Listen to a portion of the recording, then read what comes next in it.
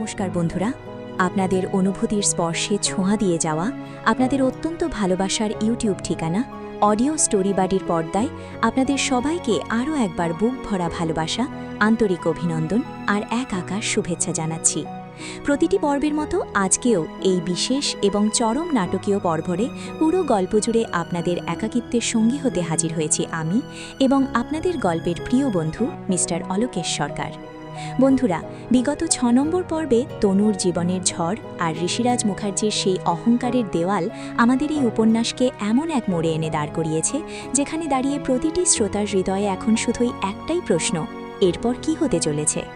নিজের চেনা ঘর থেকে বিতাড়িত, সম্পূর্ণ গৃহহীন আর অপরাধী তনু কি পারবে এই নির্মম পৃথিবীর বুকে মাথা উঁচু করে দাঁড়াতে? আর ঋষিরাজ, ক্ষমতার অন্ধমোহে অন্ধ যে মানুষটি তনুর সরলতাকে চরম অবহেলা আর লাঞ্ছনা করেছিল, নিয়তি কি তাকে বাধ্য করবে নিজের ভুল বুঝতে? নাকি তনুর এই চোখের জল চিরকালের জন্য এক দুর্ভেদ্য দেওয়ালে পরিণত হবে তাদের মাঝখানে? আজ ৭ নম্বর পর্বে এসে আমাদের এই উপন্যাস এক অবিশ্বাস্য এবং ধামাকা মোড় নিতে চলেছে, যা আপনাদের প্রতিটি অনুভূতিকে নাড়া দিয়ে যাবে।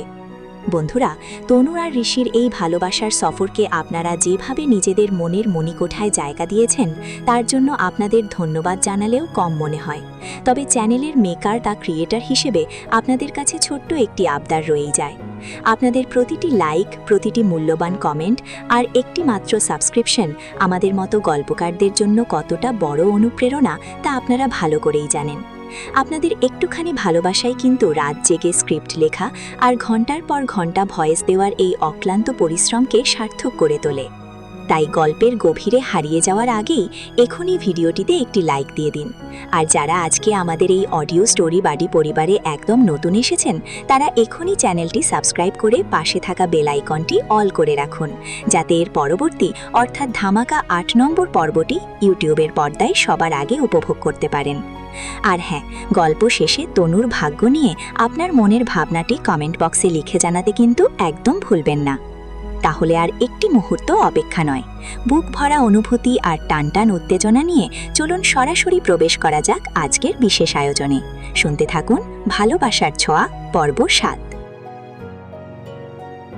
নেহার প্রশ্ন একটু থতমত খেয়ে যায় ঋষি। ভাবে, নেহা কি তোর কিছু বুঝতে পেরে গেল নাকি? ও কিছু সন্দেহ করছে? ও কি বুঝে গেছে যে আমাদের সম্পর্কটা আসলে মিথ্যে? নেহা আবারও জিজ্ঞেস করে, কে চুপ করে আছিস রে? ওর কি বিয়েতে মত নেই? আছে। আরে জানিস তো মেয়েরা কেমন, কথা নেই বার্তা নেই, কিছুতে হয়তো অভিমান হয়েছে। এইসব ন্যাকামি এবার সারা জীবন সহ্য করতে হবে আমাকে, এটা ভেবেই না খুব বিরক্ত লাগছে। আমি না বললে আমি বিয়ে করতামই না। এই আমি আসি, বুঝলি? নেহা আরো প্রশ্ন করতে যাচ্ছিল, কিন্তু ওকে সময় দিয়ে ঋষি বেরিয়ে যায়। নেহার মুখে সন্দেহের ছাপ রয়ে যায়। ওদিকে ঋষি গাড়ি নিয়ে সাঁই সাঁই করে চালিয়ে ওই অটোটার সামনে গিয়ে দাঁড়ায়, যেটায় তনু যাচ্ছিল। অটোওয়ালা তো বেজায় রেগে যায়। কি ব্যাপার দাদা, চোখে দেখতে পান না? ঋষি কোনো উত্তর দেয় না। গাড়ি থেকে বেরিয়ে স্মার্টলি এগিয়ে আসে অটোর দিকে আর তনুর হাতটা ধরে। অনেক হয়েছে, এবার চলো। এরকম একটা ঘটনায় তনু থতমত খেয়ে যায়, তাই কিছু না বলে ওর সঙ্গে চলে যায় ঋষির গাড়িতে বসে তনু চুপ করে জানলার দিকে বাইরে তাকিয়ে ঋষির সাথে দিল্লিতে কাটানো মুহূর্তের কথাগুলো ভাবতে থাকে। আর ঋষি মাঝে মাঝে তনুর দিকে তাকায় আর গাড়ি ড্রাইভ করে। হঠাৎ তনুর চোখ দিয়ে জল গড়িয়ে পড়ে। সেটা দেখে ঋষি বলে, কি হয়েছে, কাঁদছো কেন? এখন তো তোমার কাঁদার কথা নয়, এখন তো তোমার খুশি থাকার কথা। তুমি যতটা টাকা চেয়েছো ততটা টাকাই পেয়েছো, মুখার্জি বাড়ির বউ হওয়ার সমান পাচ্ছ। তাহলে তোমার তো কোনো দুঃখ থাকার কথাই না, তাই না? তুমি তো এখন মহারানী হতে চলেছো। প্লিজ স্যার চুপ করুন, আমার আর ভালো লাগছে না। আমার মরে যেতে ইচ্ছা করছে, কিন্তু সেই উপায় তো আমার হাতে নেই। আপনাদের কাছ থেকে যা টাকা নিয়েছি সেটা শোধ না করে মুহূর্তেও তো আমি পারবো না। শাট আপ তনু, আর নাটক করো না, অনেক হয়েছে। আর এই বেচারি মেয়ে সাজার নাটকে আমি ভুলবো না। আমি তো শুধু নাটকই করি, তাই না? ঠিক বলেছেন, আমার মতো বড় অভিনেত্রী আপনি কিন্তু আর খুঁজে পাবেন না। অনবরত নিজের সাথে অভিনয় করে চলেছি। তবে আমি এবার খেয়াল রাখবো যাতে আপনি আমার প্রতি যেন দুর্বল না হয়ে পড়েন। আর যদি আমি আপনার প্রতি দুর্বল হয়ে পড়ি, তাহলে আপনার জন্মদিনের রাতের মতো আবারও আমাকে মনে করিয়ে দেবেন যে আমার জায়গাটা ঠিক কোথায়। মনে করাবেন যে আমি আপনাদের বাড়ির একজন কাজের লোক ছাড়া আর কেউ না। ঋষি গাড়িটা নিয়ে এগিয়ে গিয়ে তনুর বাড়ির সামনে গিয়ে দাঁড়ায় আর বলে, তোমার বাড়ি এসে গেছে, গেট আউট। তনু নেমে যায়। ঋষি গাড়ি নিয়ে বেরিয়ে যায়। ঋষি ড্রাইভ করতে করতে ভাবে দিল্লিতে জন্মদিনের রাতের কথাটা। ওকে অপমান করেছে, এমনকি বাড়ি থেকে চলে যেতে বলেছে। নিজের খুব খারাপ লাগে ওকে এত কষ্ট দিয়েছে সেই কথা ভেবে। কিন্তু কেউ তো জানে না তনুকে এত কষ্ট দিয়ে ও নিজেও ভালো ছিল না। যতই রাগে ওর সাথে কথা বলুক না কেন, নিজের ভেতরে ভেতরে ছটফট করেছে ঋষি। কিন্তু সেটাও কাউকে বোঝাতে পারবে না। এখন এমন পরিস্থিতি হয়েছে দুজনের মধ্যে যে কেউ কাউকে বিশ্বাসই করতে পারছে না। দুজনের দুজনের প্রতি এত রাগ অভিমান জন্মেছে যে কেউ নিজের থেকে এগিয়ে এসে সেটা মেটাবেও না। ঋষি বাড়িতে গিয়ে নিজের কাজ করছে, আর ঠাম্মা তখনই ভেতরে আসে। ঋষি ঠাম্মাকে বুঝতে বলে। উনি সোফায় ঋষির পাশে এসে বসেন। তোমার তনু বলে মেয়েটাকে কেমন লাগলো? মেয়েটা নিজের কথা রাখবে তো? সেটা তো তুমি বলতে পারবে। একটা কথা বলি, তুমি তো ওকে আর সারা জীবন নিজের স্ত্রী হিসেবে তোমার কাছে রাখবে না, তাই ওর সব চাহিদা কিন্তু আবার যেন পূরণ করতে চেও না। দেখো, বিয়েটা আমাদের বড় করে করতেই হবে। আফটারঅল একটা স্ট্যাটাসের ব্যাপার আছে তো। তবে এত দামি গয়না তো আর ওকে আমি দিয়ে দেব না। রিসেপশনের পরে গয়নাগুলো আমি নিয়ে নেব, যাতে ভবিষ্যতে যখন চলে যাবে তখন ও গয়নাগুলো দাবি না করতে পারে। ওকে এই বাড়িতে প্রথম থেকেই ওর জায়গাটা তুমি কিন্তু একেবারে বুঝিয়ে দেবে। হ্যাঁ, ওকে মুখার্জি বাড়ির অধিকার কিন্তু কখনো দেওয়া হবে না, তাই তুমিও ওকে বেশি আশকারা আবার যেন দিতে যেও না। টাকা পয়সা তোমার কাছে কিছু চাইলে কিন্তু তুমি সেটাও দেবে না। হ্যাঁ? আর আমার সাথে ওর যা কথা হয়েছে সেইটাই ও শুধু পাবে, এর থেকে বেশি কিন্তু ওকে আর কিছু তুমি দিতে যেও না। এই মেয়েগুলো আসলে টাকার জন্য সব করতে পারে, বুঝেছো? ঋষিও ঠাম্মার কথা শুনছে আর মাথা গরম হয়ে যাচ্ছে। ও যাই ব্যবহার করুক তনুর সাথে, কিন্তু ওর নামে কোনো খারাপ কথা কারোর মুখে ওর শুনতে কেমন লাগে। তাই চুপ করে বসে আছে, চোখ দুটো বন্ধ করে। তারপর বলে, ঠাম্মা, গয়নাগুলো যখন কাউকে দেবে তারপর সেগুলো নিয়ে নেওয়া ঠিক হবে না। আমার সাথে তোমার তো কথা হয়ে গেছে, বিয়েতে ওকে যা দেওয়া হবে সেগুলোর কোনো কিছুর উপরেই ওর কোনো অধিকার নেই, বলা হয়ে গেছে সেটা। ঋষি আর কিছু বলে না।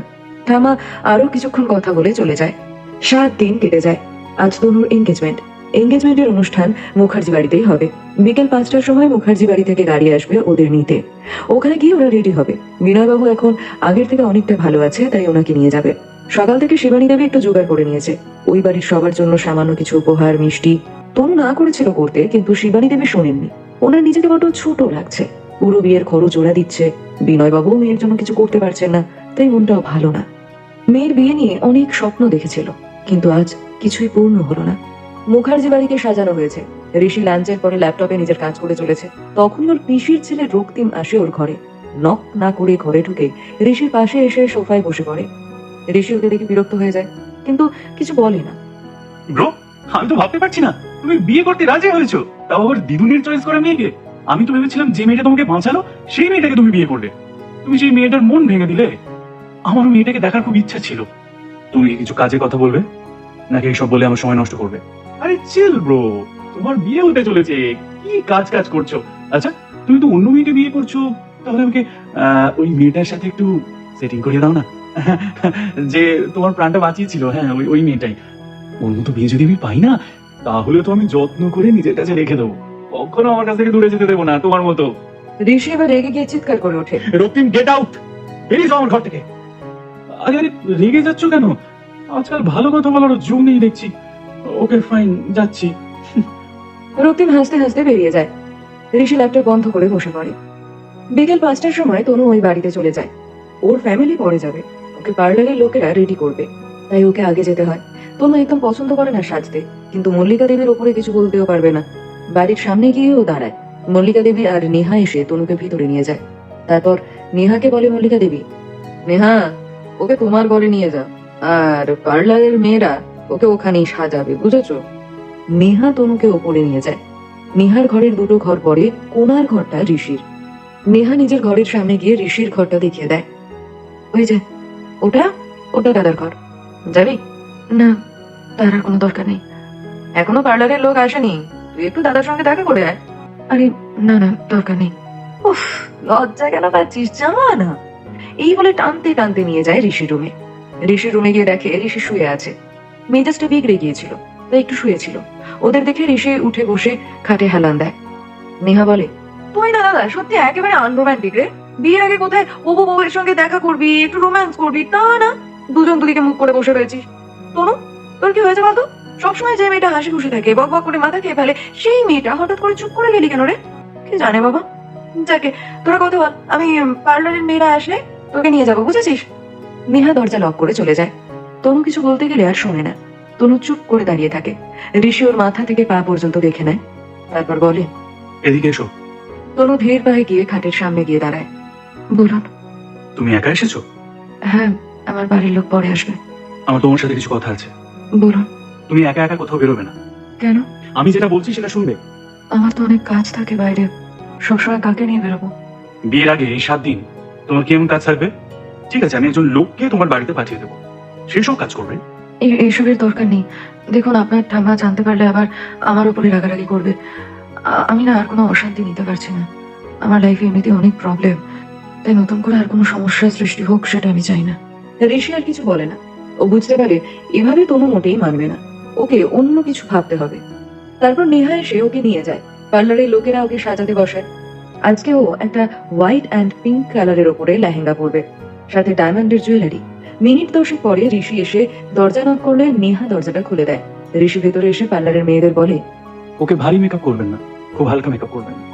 আমি ব্যাপারটা বুঝে নেব, আপনাকে সেটা দেখতে হবে না। ঋষি এতে অপমানিত বোধ করে, রেগে যায় সবার সামনে এরকম বলাতে। কি? বেরিয়ে যাও, এক্ষুনি এখান থেকে বেরিয়ে যাও তুমি। সবাই তো চমকে ওঠে, ঋষি এটা কি করছে?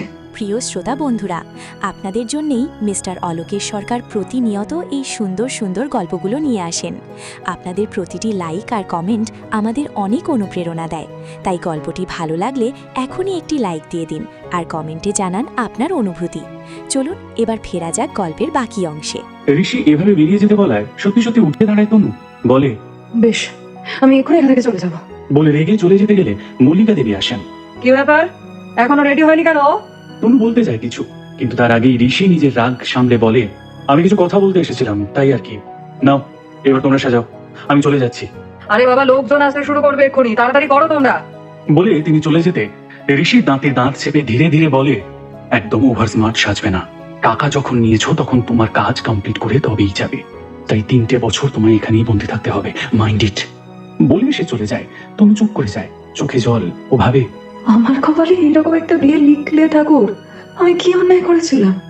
এভাবে সবার সামনে রোজ রোজ কেন আমাকে অপমানিত হতে হবে? পার্লারের মেয়েরা আবার সাজাতে বসে যায়।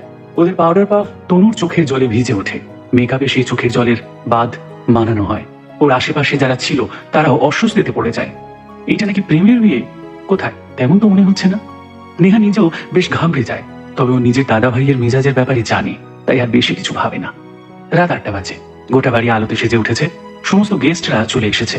ঋষি গেস্টদের সাথে কথা বলছে। তখনই তনুকে নিয়ে নেহা উপর থেকে নিচে নেমে আসে। তনুকে অসাধারণ দেখতে লাগছে।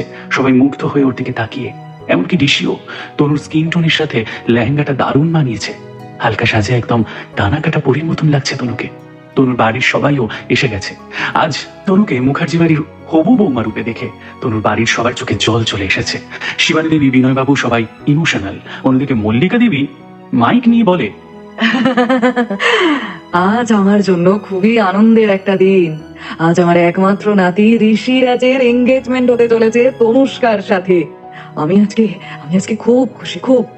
এত সুন্দর একটা দিনে আপনারাও যে এসেছেন, সেটাও তো একটা খুব বড় ব্যাপার। তনুষ্কা, ঋষিরাজ, আমি চাই তোমরা দুজনেই স্টেজে আসো।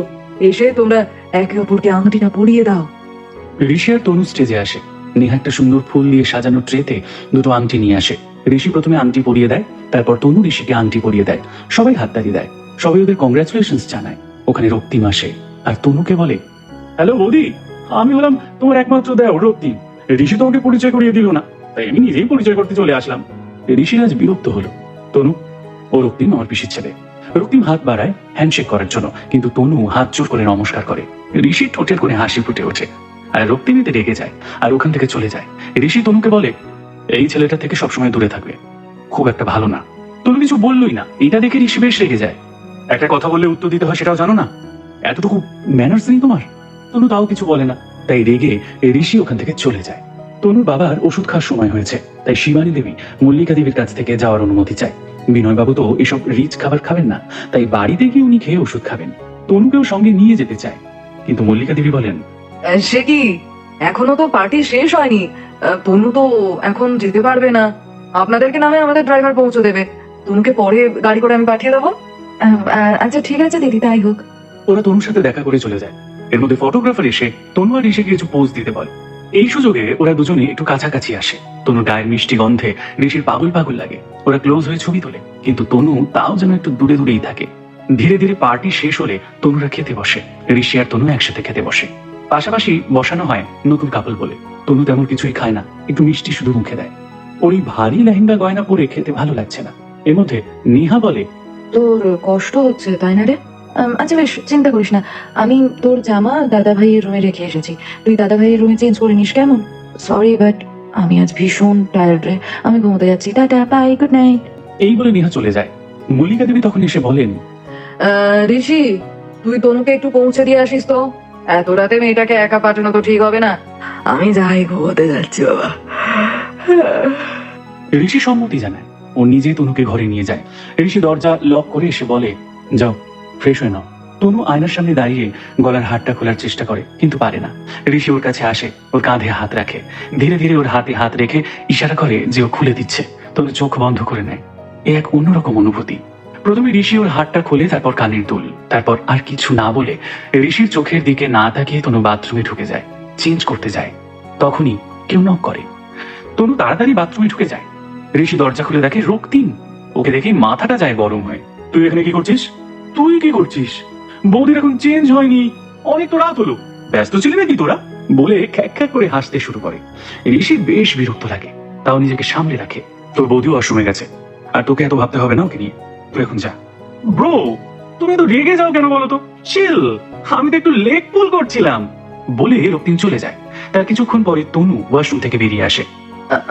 বলছি, এই গয়নাগুলো আপনি একটু ম্যামকে দিয়ে দেবেন। তনু গয়না লেহেঙ্গা সব এক জায়গায় রেখে দেয়। ঋষি একটু থমকে দাঁড়ায়, তারপর কিছু না বলে শুধু বলে, বাড়ি চলো, অনেক রাত হয়েছে। এই বলে তনুকে নিয়ে বেরিয়ে যায়। গাড়িতে তনুকে বলে, এই ডেবিট কার্ডটা রাখো, এর পিন নাম্বারটা তুমি জানো, দিল্লিতে তুমি এটা ব্যবহার করেছো। যদি কিছু কিনতে হয় তবে এটা থেকেই কিনতে পারো, আর যদি টাকার প্রয়োজন হয় এটিএম থেকে তুলে নেবে। না, আমার দরকার নেই, আপনার কার্ড আপনার কাছে আপনি রাখুন, আমি এরকম ভাবে কারো টাকা ব্যবহার করতে পারি না, আমি এসবে বিশ্বাস করি না। এই বলে তনু গাড়ি থেকে নেমে চলে যায় ভেতরে, আর ঋষি রেগে চলে যায় নিজের বাড়ি। পরের দিন সকালে ঘুম থেকে উঠে ঋষি ফ্রেশ হয়ে ব্রেকফাস্ট করতে বসে। ওকে দেখে রক্তিম খোঁচা দেয়। তো ব্রো, কাল বৌদির চেঞ্জ করতে এত সময় কেন লাগলো? তোরা কি অন্য কিছু করছিলি? বলেই হাসতে শুরু করে। সবার সামনে কথাটা বলাতে ঋষি আরো এম্বারেসড ফিল করে। বাজে কথা ছাড়া অন্য কিছু বলতে পারিস না তুই? নিজে চরকায় তেলে না। কথাটা শুনে রক্তিম হঠাৎ সিরিয়াস হয়ে যায়। কি করে দেবো ব্রো? চরকার সব তেল যে তুই নিয়ে নিয়েছিস। ঋষির রাগে মাথায় রাগ উঠে যায়, খাবার থালা সরিয়ে উঠে চলে যায়। মল্লিকা দেবী রেগে বলেন, রক্তিম, ভালো করে কথা বলতে না পারলে কথা বলো না। রক্তিম নিজের মনই হাসে।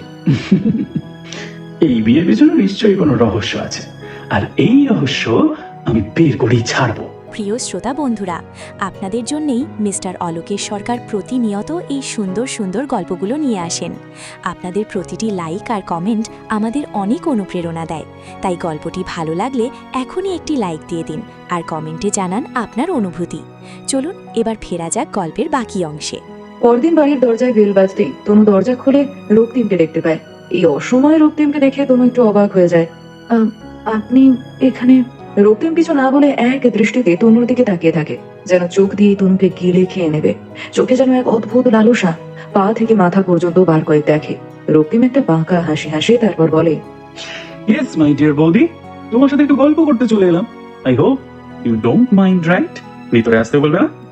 হ্যাঁ নিশ্চয়ই, আসুন। তনু রক্তিমকে ঘরের ভেতরে নিয়ে গিয়ে সোফায় বসতে বলে। রক্তিম তনুদের বাড়িটা খুব তাচ্ছিল্যের নজরে দেখতে থাকে। সোফায় বসার আগে বার কয়েক সোফায় হাত বুলিয়েও দেখে, তারপর বলে, এত শক্ত সোফায় তোমরা বসো কি করে বৌদি? আমাদের বাড়ির কেয়ারটেকাররাও এমন সোফা ইউজ করে না। রক্তিমের ব্যবহারে তনু বুঝে যায় খুব একটা ভালো উদ্দেশ্যে ছেলেটা এখানে আসেনি, কিন্তু কিছু বলে না। আপনি চা খাবেন? না না না না না, ওসব কিছুর প্রয়োজন নেই।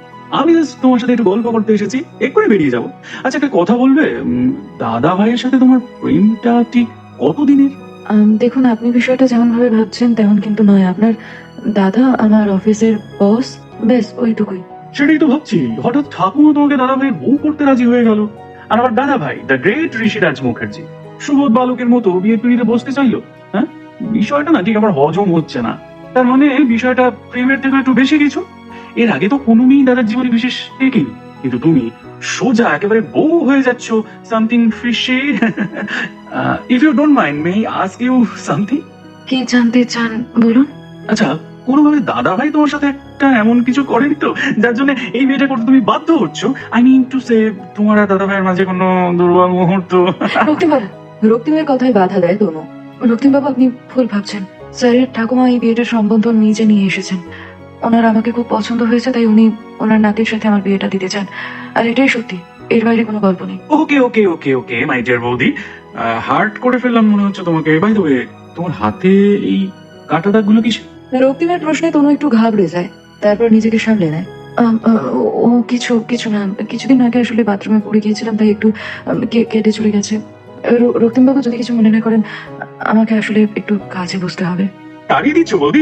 এমা ছি ছি ছি ছি ছি, তাড়িয়ে দিতে যাবো কেন? এখন তো বাড়ি থেকেই আমি কাজ করি, আর বেশ কিছু কাজ পেন্ডিং রয়েছে। সময়ের মধ্যে সেগুলো না দিতে পারলে ঋষি স্যার আবার রাগ করবেন। আপনি বসুন, জলখাবার খেয়ে যাবেন না হয়। আমি বরং কাজে যাই। হ্যাঁ, ও আই সি, দাদা ভাই রাগ করবে, এটাই আসল কথা। ঠিক আছে, নো প্রবলেম, আজ আমি চলে যাচ্ছি। কয়েকদিনের ভিতরেই তো তুমি ওই বাড়িতে চলে আসছো, তখন না হয় জমিয়ে গল্প করা যাবে। See you soon my dear বৌদি। এই বলে রক্তিম শেষ দিতে দিতে ওদের বাড়ি থেকে বেরিয়ে যায়। আর তনু দরজাটা বন্ধ করে এসে মনে মনে বলে, রক্তিম হঠাৎ কেন এলো? আর এসব কথা কেনই বা বলছিল? কৌতূহল নাকি অন্য কোনো উদ্দেশ্য আছে এর পেছনে? তারপর নিজের ঘরে গিয়ে কাজে বসে পড়ে। পরের দিন সকালে তনু কিছু ডিজাইন কমপ্লিট করছিল, তখনই ঋষির ফোন আসে। ঋষি বলে, ডিজাইনগুলো সব কমপ্লিট হয়ে গেছে কি? হ্যাঁ স্যার, সবকটাই হয়ে গেছে। বেশ, আমি গাড়ি পাঠাচ্ছি, তুমি ডিজাইনগুলো নিয়ে এক্ষুনি অফিসে চলে এসো। গাড়ি পাঠাতে হবে না, আমি নিজে গিয়ে দিয়ে আসছি। তোমাকে তো বলেছি বেশি কথা আমি পছন্দ করি না, যেটুকু বললাম মনে রেখো। গাড়ি তোমাকে আনতে যাচ্ছে। এই কথাটা বলে ঋষি ফোনটা কেটে দেয়। গাড়িতে করে তনু অফিসে চলে যায়। অফিসার কেউ জানে না যে ঋষির সাথে তনুর এঙ্গেজমেন্ট হয়েছে। তনু ঋষির কেবিনের সামনে এসে দাঁড়াতেই দেখে ট্রিনা কয়েকজন এমপ্লয়ের সাথে কথা বলছে। তারা প্রত্যেকেই তনুকে দেখে ভারী অবাক দৃষ্টিতে তাকিয়ে থাকে। আসলে এতদিনে ট্রিনা অফিসে এই কথাটা ছড়িয়ে দিয়েছে যে তনু অফিসের কনফিডেন্সিয়াল ফাইল রাইভাল কোম্পানিকে মোটা টাকায় বিক্রি করে দিয়েছে। আর ধরা পড়ে গেছে বলেই ঋষি স্যার ওকে টার্মিনেট করে দিয়েছে। সেই জন্যই নাকি তনু অফিসে আসছে না। তনুকে দেখে ট্রিনা বলে ওঠে, তুমি আবার কেন এসেছো এই অফিসে? এত কিছু করার পরে তোমার লজ্জা করে না আবার এই অফিসে আসতে? হ্যাঁ, স্যার সেদিন তোমাকে যে কেন পুলিশে দিল না, সেইটাই তুমি বুঝতে পারছি না। সেটা বরং আপনি স্যারকেই জিজ্ঞেস করুন না। আজ স্যার আমাকে এখানে ডেকেছেন, তাই আমি এখানে এসেছি। এই বলে তনু ঋষির কেবিনের দিকে চলে যায়। ট্রিনাও পেছন পেছন যায়। তনু ঢোকার আগেই ট্রিনা ঋষির কেবিনে ঢুকে পড়ে। স্যার, তনুষ্কা এসেছে। আপনি ওকে কেন ডেকেছেন? মিস্ত্রি না, সেই কৈফিয়ত কি আমি আপনাকে দেবো? আর আপনার আমার কেবিনে বিনা অনুমতিতে ঢোকার সাহস কি করে হয়? তখনই তনু নক করে ভেতরে ঢোকে। ডিজাইনগুলো এনেছো নতুন প্রজেক্টের? হ্যাঁ স্যার। দাও আমাকে। নতুন প্রজেক্টের ডিজাইন কি তনু করেছে স্যার? কেন, তোমার কি কোনো আপত্তি আছে? না মানে, কিন্তু আপনি তো ওকে স্যাক করেছিলেন। আমি কখন বললাম আমি তনুকে স্যাক করেছি? জান, আগে নিজের কাজটা একটু মনোযোগ দিয়ে করুন। নাও প্লিজ লিভ। Sorry sir. এই বলে ট্রিনা ঋষির কেবিন থেকে চলে যায়। এরপর ঋষি তনুকে বলে, তুমি দাঁড়িয়ে আছো কেন? বসো। আমি ঠিক আছে স্যার। অফিসের সবাই ভাবছে আমি আপনার সাথে ফ্রড করেছি। আচ্ছা, আপনিও কি তাই ভাবেন যে আমি টাকার জন্য আপনার বিশ্বাস ভেঙেছি? টাকার জন্য বিশ্বাস ভাঙা? কথাটা বলে ঋষি হু হু করে হেসে ওঠে। থাক, এই নিয়ে না হয় নাই কথা বললাম। তনু বুঝতে পারে ঋষি ওর কন্ট্রাক্ট ম্যারেজে সাইন করা নিয়ে কথাটা বললো। ও এটা এড়িয়ে যায়। ঋষি কিছু না বলে বেরিয়ে যায়। তনু ঋষির পেছন পেছন বেরিয়ে নিজের ডেস্কে বসে। তখন রিয়া আসে। তনু, তুই কখন এলি? আমি জানতাম, জানিস তো যে স্যার তোর জবটা নিশ্চয়ই ফিরিয়ে দেবেন। জব ফিরিয়ে দেবে মানে? আসলে ট্রিনা ম্যাম বলেছিল স্যার নাকি তোকে চাকরি থেকে বার করে দিয়েছে তুই ওই ফাইলটা বিক্রি করেছিলি বলে। না, এরকম কিছুই ঘটেনি। বাড়িতে কিছু অসুবিধা থাকার কারণে স্যার আমাকে বাড়িতে বসেই কাজ করতে বলেছিলেন। আজ নতুন প্রজেক্টের ডিজাইনগুলো কমপ্লিট হয়ে গেছে, তাই দিতে এসেছি। ও, আমি জানতাম স্যার তোকে স্যার করতে পারেন না। এই সময় ট্রিনা ম্যামের এই কারসাজি। তখনই ওখানে ঋষিরাজ চলে আসে। স্যারকে ওখানে দেখে সবাই একটু ভয় পেয়ে যায়। ঋষি এসে বেশ জোর গলায় বলে ওঠে, কি ব্যাপার? এতবার করে ফোন করছি, ফোনটা ধরতে কি অসুবিধা হচ্ছে তোমার তনু? বাড়ি চলো, তোমাকে বাড়িতে দিয়ে আমার একটা কাজ আছে, বেরোতে হবে। সবার সামনে তনুকে এইসব কথা বলায় তনু একটু অপ্রস্তুত হয়ে পড়ে। আর বাকি সবাইও ঋষির দিকে তাকিয়ে থাকে। কেউ কিছু বুঝে ওঠার আগেই ঋষি তনুর হাত ধরে টেনে নিয়ে চলে যায়। রিয়া এসব দেখে বলে, কেসটা কি? স্যার তনুকে ওইভাবে? যিশুর তো এমনি তনুর উপর রাগ ছিল। সুযোগ পেতেই বলে ওঠে, এখনো বুঝতে পারছিস না? স্যার আর তনুর মধ্যে একটা সম্পর্ক আছে। এইসব আবার কবে হলো? আমার তো সবকিছুই মাথার উপর দিয়ে যাচ্ছে রে বাবা। ঋষি এভাবে টেনে নিয়ে যাওয়ায় সবাই দেখতে থাকে। আর তনু মনে মনে ভাবে, ভগবান, এই লোকটা কি চায়? এই তো কয়েকদিন আগে নিজেই বললো এখন অফিসে কাউকে কিচ্ছু জানানো যাবে না, আর আজ সবার সামনে নিজেই এমন ব্যবহার করলো। ঋষি তনুকে নিয়ে গাড়িতে বসে, তারপর বেরিয়ে যায়। কিছু দূর যাওয়ার পরে একটা ফাঁকা জায়গা দেখে ঋষি গাড়িটা থামায়। তারপর তনুকে জিজ্ঞেস করে, সেদিন ত্রিনা যে ছবিগুলো দেখিয়েছিল সেগুলো কি সত্যি? ছবিটা সত্যি, কিন্তু যেভাবে ঘটনাটা প্রেজেন্ট করা হয়েছে সেটা সত্যি নয়। তাহলে সত্যিটা কি আমাকে বলো। এই ঘটনাটা যখন বাবা সিটি হসপিটালে ভর্তি ছিল তখনকার ঘটনা। ওই দিন আমি হসপিটালে উল্টো দিকে একটা এটিএম থেকে টাকা তুলে ফিরছিলাম। তাড়াহুড়োতে ছিলাম তাই টাকাটা হাতেই ছিল। হঠাৎ মিস্টার দাসের সাথে ধাক্কা লাগে। যদিও তখন ওনাকে আমি চিনতাম না, তাই ওনার নামও আমি জানতাম না। ধাক্কা লাগার পর ওনার হাতের ফাইল আর আমার হাতের ফাইলগুলো মাটিতে পড়ে যায়। আমি ওনার ফাইলটা ওনাকে তুলে দিই, আর উনিও আমার ফাইলগুলো গুছিয়ে আমার হাতে দিয়ে দেন। তারপর উনি আমাকে সরি বলে ওখান থেকে চলে যান। আমিও তাড়াতাড়ি হসপিটালে ফেরত যাই। ব্যাস, শুধু এইটুকুই ঘটেছিল। আর হঠাৎ তারপরে ওনাকে আমি সেই দিন আপনার কেবিনে দেখি। বাকি গল্পটা নিশ্চয়ই আপনার মনে আছে স্যার। তুমি এখন যা বলছো সেটার কোনো প্রমাণ আছে তোমার কাছে? না স্যার, আমার কাছে যদি প্রমাণ থাকতো তাহলে তাহলে কি এত অপমান আমি সহ্য করতাম? আমি জানি মুখের কথায় কেউ কিছু বিশ্বাস করে না, করবেও না, তাই এই ঘটনা আমি কাউকে বলতেও চাইনি। আমাকে একটু একা ছেড়ে দিন প্লিজ, আমি এখান থেকে চলে যাব। বলে তনু হাঁটতে শুরু করে। ঋষি ওর পেছনে গেলেও এই প্রথম তনু জোর গলায় বলল, না চলে যান এখান থেকে, একদম আমার কাছে আসবেন না প্লিজ, হাত জোর করছি আমি আপনাকে। ঋষি থমকে যায়, তনুর চোখে জল। সে হাঁটতে থাকে। প্রিয় শ্রোতা বন্ধুরা, আপনাদের জন্যেই মিস্টার অলোকেশ সরকার প্রতিনিয়ত এই সুন্দর সুন্দর গল্পগুলো নিয়ে আসেন। আপনাদের প্রতিটি লাইক আর কমেন্ট আমাদের অনেক অনুপ্রেরণা দেয়। তাই গল্পটি ভালো লাগলে এখনই একটি লাইক দিয়ে দিন আর কমেন্টে জানান আপনার অনুভূতি।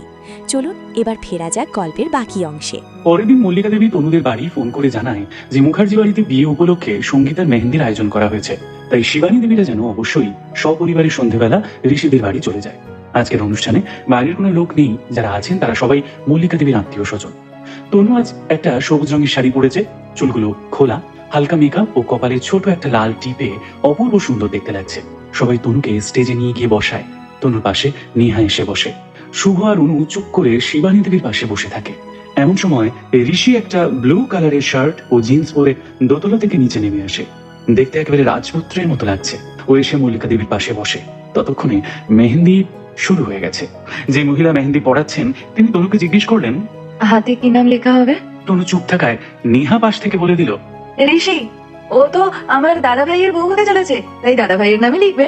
এই কথা শুনে আশেপাশে নেহার অন্যান্য দিদি বৌদিরা সবাই একটু হাসাহাসি শুরু করে দেয়।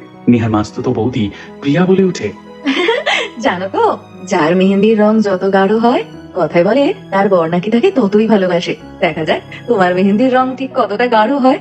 কি ঋষি, গাঢ় হবে তো তোমার বউয়ের হাতের মেহেন্দির রং? এই কথায় ঋষি তনুর দিকে তাকায় আর তনু ঋষির দিকে তাকায়। ততক্ষণে তনুর হাতে ঋষির নাম লেখা হয়ে গেছে। ঋষি তনুর দিকে তাকিয়ে কিছুক্ষণের জন্য চোখ সরাতে পারে না।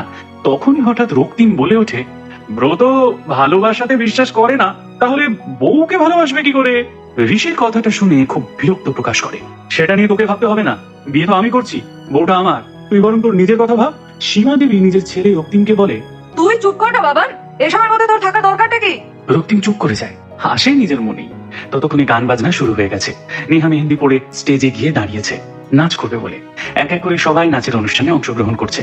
ধীরে ধীরে রাত বাড়ে, সবাই খেতে বসে যায়। এমন সময় তনুকে চুপ করে একধারে বসে থাকতে দেখে নেহা বলে, কি রে, বসে রইলি কেন?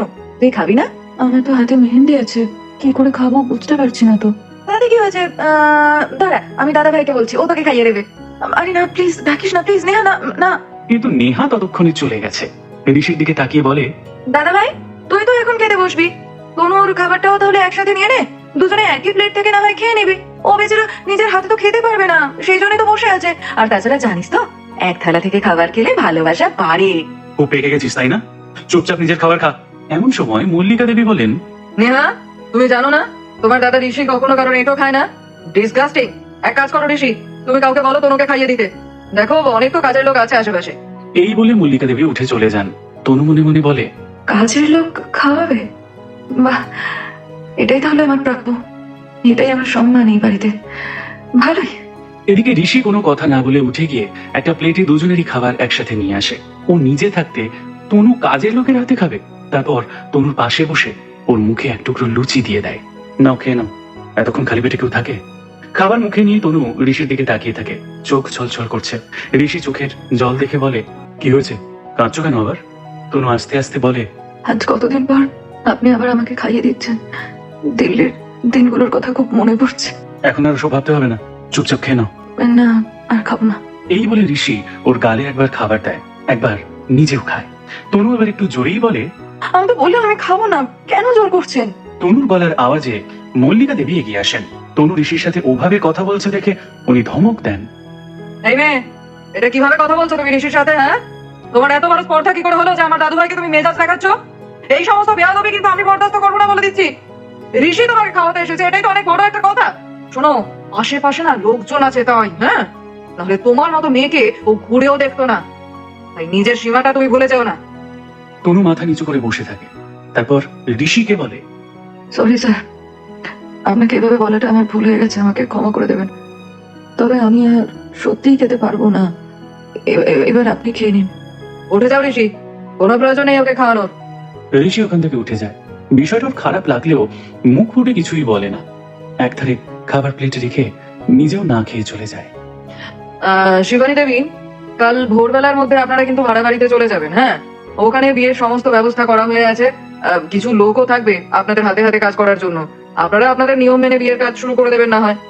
ঠিক আছে, আমরা সময় মতো পৌঁছে যাবো, আপনি কোনো চিন্তা করবেন না। মল্লিকা দেবী চলে গেলে শিবানী দেবী ঋষিকে বলে, বলছি, মেয়েটা তখন তোমার উপর একটু চিৎকার করে ফেলেছে, অনেক চাপ তো ওর ওপর, তাই আর কি। তুমি রাগ করো না, কেমন? ঋষি কিছু বলে না, শুধু ঘাড় নাড়ে।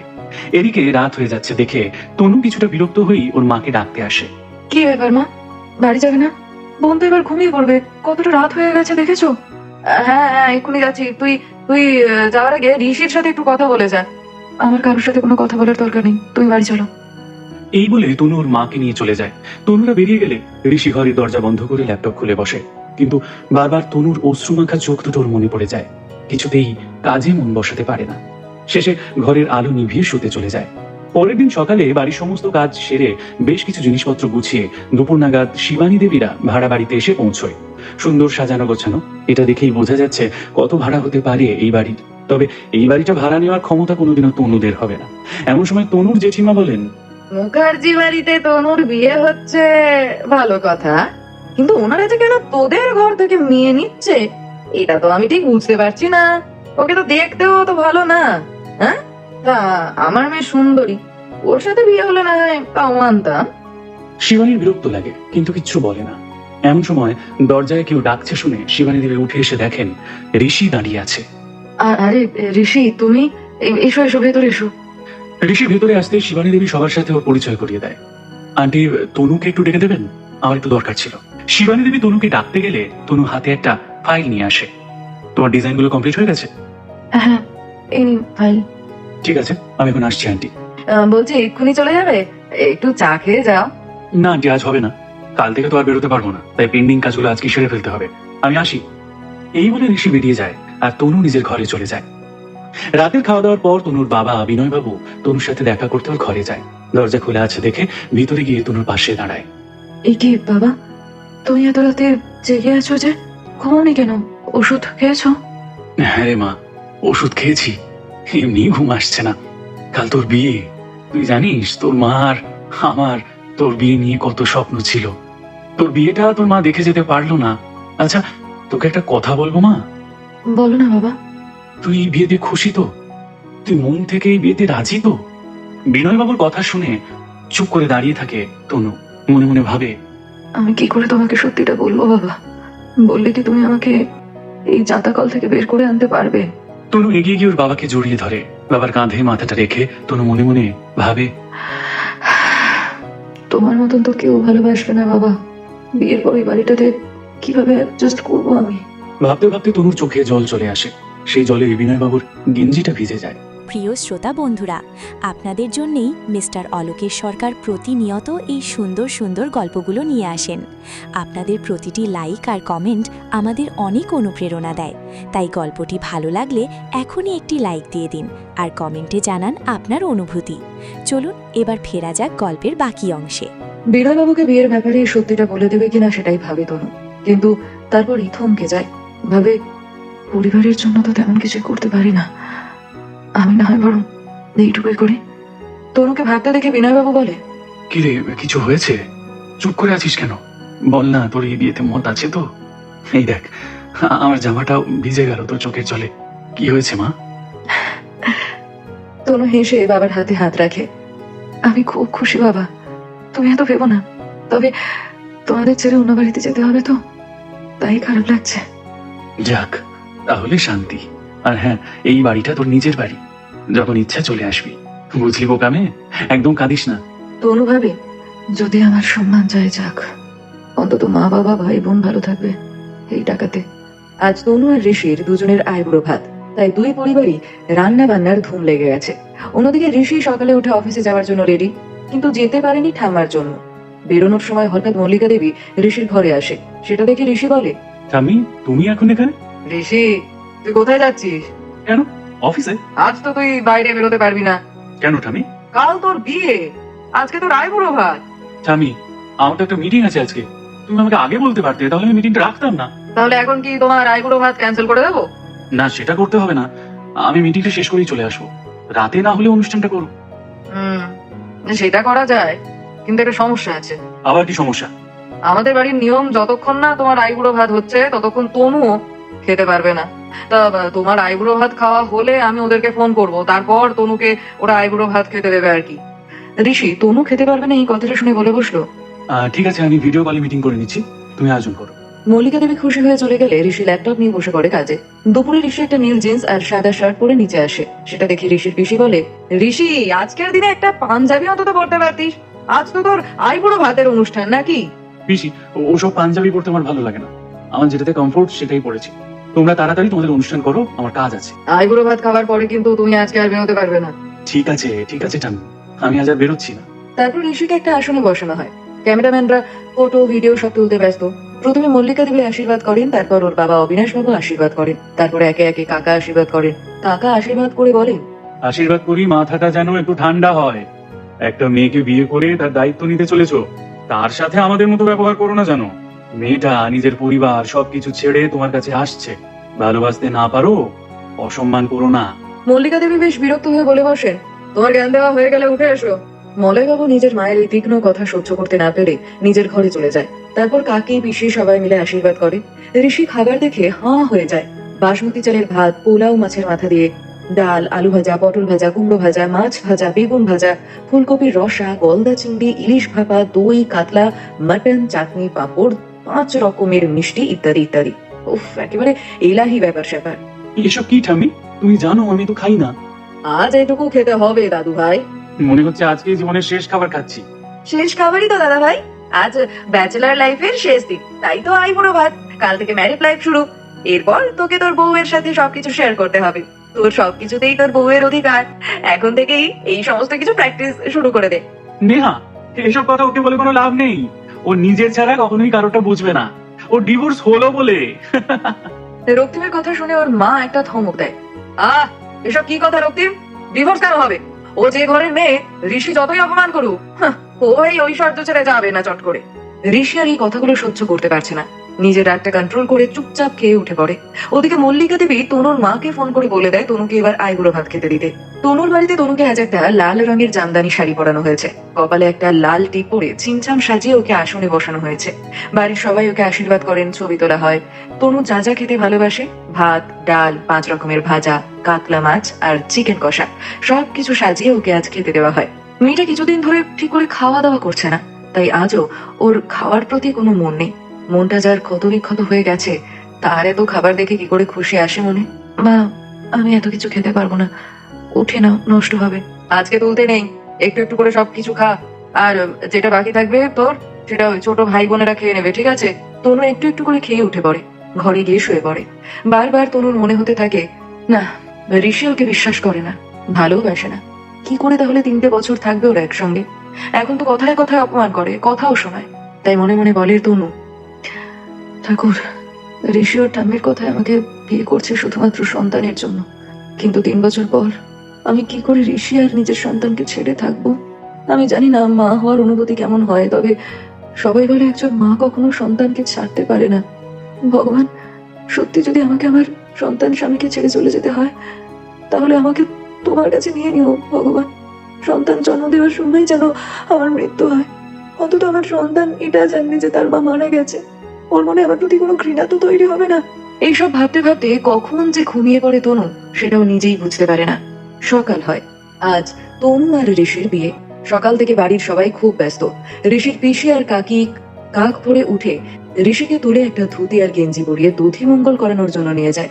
ঋষি খেতে না চাইলে ওর কাকি বলে, ঋষি খেয়ে নে, আজকে সারা দিন কিন্তু আর কিচ্ছু খেতে পারবি না। ঋষি আর কোনো কথা বলে না, চুপচাপ খেয়ে নেয়। এদিকে তনুকেও সকালবেলা একটা লাল পাড়ের শাড়ি পরিয়ে দধি মঙ্গলের জন্য বসানো হয়। তনু কোনো কথা না বলে চুপচাপ খেতে থাকে। ওকে দেখে কেমন যেন মন মনে দেখায়। অনুষ্ঠান শেষ হয়, তনু কিছু না বলে ঘরে চলে যায়। অন্যদিকে মুখার্জি বাড়িতে গায়ে হলুদের তোড়জোড় শুরু হয়ে গেছে। ঋষিকে একটা ধুতি আর গেঞ্জি গামছা পরিয়ে কলা তলায় নিয়ে যাওয়া হয়। ওখানে এওস্ত্রীরা মিলে হৈ হৈ করে গায়ে হলুদের অনুষ্ঠান করে। ঋষি কোনো কিছুতেই আপত্তি করে না। তারপর সে হলুদ আর তত্ত্ব নিয়ে সবাই তনুর বাড়ির দিকে রওনা দেয়। সবাই তত্ত্ব নিয়ে আসে তনুর বাড়িতে। তনু আজ একটা হলুদ রঙের শাড়ি পরেছে, চুলটা খোঁপা করা, গলায় একটা সরু চেন আর গায়ে গামছা দেওয়া। ঋষির গায়ে হলুদ নিয়ে আসার পর তনুকে কলা তলায় দাঁড় করানো হয়। ওর গায়ে ঋষির গায়ে ছোঁয়ানো হলুদ মাখানো হয়। কিন্তু এর মধ্যে হঠাৎ তনু মাথা ঘুরে পড়ে যায়। সবাই চমকে ওঠে। তনু, এই তনু, কি হলো তোর? এই তনু! শিবানী দেবী বিনয়বাবুকে বলে ডাক্তার ডাকতে। ডাক্তারকে ফোন করে বিনয়বাবু। সবাই খুব চিন্তায় পড়ে যায়। শুভ অনুষ্ঠানের মধ্যে এই সমস্ত আবার কি হলো? কিছুক্ষণের মধ্যেই ডাক্তার তনুর বাড়িতে আসে। ডাক্তার দেখে তনুকে ওষুধ দেয়, তারপর জানায় ইমিডিয়েট 3 দিনের মধ্যে অপারেশন করতেই হবে। কথাটা শুনে সবার মাথায় বাজ পড়ে। তনুর কি হলো? এই অসুস্থতার কারণে ঋষি আর তনুর বিয়ে কি তবে ক্যান্সেল হয়ে যাবে? আজকের মতো এখানেই থমকে গেল তনু আর ঋষিরাজের জীবনের আরও একটি অবিশ্বাস্য অধ্যায়। বন্ধুরা, 7 নম্বর পর্বের এই ধামাকা মোড় আর তনুর এই চরম পরিস্থিতি আজ আপনাদের হৃদয়কে কতটা নাড়া দিয়ে গেল? ঋষিরাজ কি সত্যিই তনুর এই কষ্টের গভীরতা কোনোদিন বুঝতে পারবে, নাকি পরিস্থিতি আরও জটিল হয়ে উঠবে? কি মনে হয় আপনাদের? আপনার মনের প্রতিটি মূল্যবান ভাবনা কিন্তু নিচের কমেন্ট বক্সে লিখে জানাকে একদম ভুলবেন না। আপনাদের সুন্দর সুন্দর মন্তব্যগুলো পড়া আর সেগুলোর উত্তর দেওয়া আমার জন্য এক পরম আনন্দের মুহূর্ত। আজকের এই বিশেষ পর্বটি যদি আপনাদের সত্যিই ভালো লেগে থাকে, তনুর এই কঠিন লড়াই যদি আপনাদের মনকে বিন্দুমাত্র স্পর্শ করে থাকে, তবে ভিডিওটিতে এখনই একটি লাইক দিয়ে দিন। আপনাদের একটিমাত্র লাইক কিন্তু আমাদের এই পথ চলাকে অনেক দূর এগিয়ে নিয়ে যাওয়ার শক্তি যোগায়। আর যারা আজকে আমাদের চ্যানেলে একদম নতুন এসছেন বা নিয়মিত গল্প শুনছেন অথচ এখনও সাবস্ক্রাইব করেননি, তাদের কাছে বিনীত অনুরোধ, এই ভালোবাসার সফরকে আরও সুন্দর করে তুলতে এবং এর পরবর্তী অর্থাৎ অত্যন্ত গুরুত্বপূর্ণ ও ধামাকা 8 নম্বর পর্বটি ইউটিউবের পর্দায় সবার আগে উপভোগ করতে এখনই আপনাদের ভালোবাসার চ্যানেল অডিও স্টোরি বাডি সাবস্ক্রাইব করে পাশে থাকা বেল আইকনটি অল করে রাখুন। আর হ্যাঁ, গল্পটি আপনার সেই সব বন্ধুদের সাথেও শেয়ার করে দিন যারা এমন সুন্দর বাংলা অডিও স্টোরি শুনতে ভালোবাসেন। আজকের মতো আপনাদের কাছ থেকে বিদায় নেওয়ার সময় হয়ে এলো। পুরো গল্প জুড়ে আপনাদের অনুভূতির সঙ্গী হিসেবে ছিলাম আমি, আপনাদের গল্পের বন্ধু এবং আপনাদের অতি পরিচিত মানুষ মিস্টার অলোকেশ সরকার। খুব তাড়াতাড়ি ফিরে আসছি এই গল্পের আরও একটি নতুন, চমৎকার এবং অবিশ্বাস্য মোড় নিয়ে ঠিক এর পরবর্তী পর্বে। ততক্ষণ পর্যন্ত সবাই অনেক ভালো থাকুন, সুস্থ থাকুন, নিজের খেয়াল রাখুন আর শুনতে থাকুন আপনাদের মনের একান্ত ঠিকানা অডিও স্টোরি বাডি। ধন্যবাদ।